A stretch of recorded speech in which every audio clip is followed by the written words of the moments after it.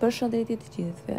Sot do trajtojmë temën zbardhja dhe vëmendja e dritës. Unë kam trajtuar 2 tema më përpara. Përpara se të merrni një vendim për të zbardhur dhëmbët, duhet të konsultoheni me dentistin tuaj.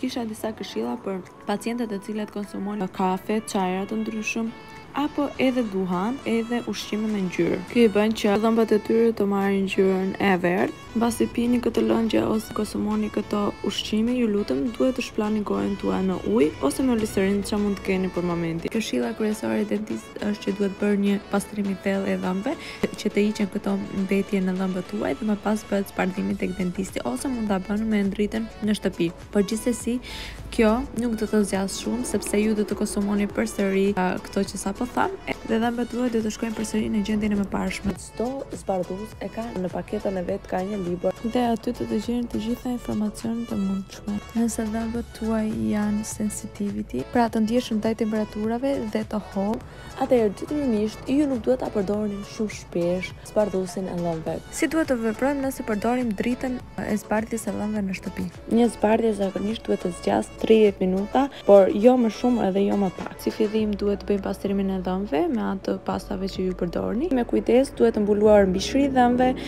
duhet vendosur pambuk hanësh pjesëve të zgavrave të gojës, ku duken ato zgavrat, dhe më pas duhet të mbuloj mishrat e dhëmbëve. Kujdesni dhe mos aplikoni në dhëmbët tuaj. Më pas aplikoni në dhëmbët tuaj shiringën e zbardhimit të dhëmbëve. E mira është të aplikojnë vetëm dhëmbët përpara siç e shihni dhe në video.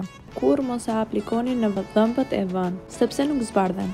Nëse goja juaj lëngëzon, thajeni me kujdes me anë të letrave të pambukta dhe më pas vendosni dritën edhe e mbani rreth 30 minuta.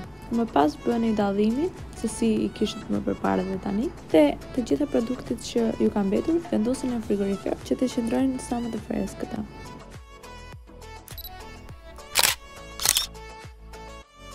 Faleminderit që më ndoqët, subscribe dhe shihim në videot e tjera.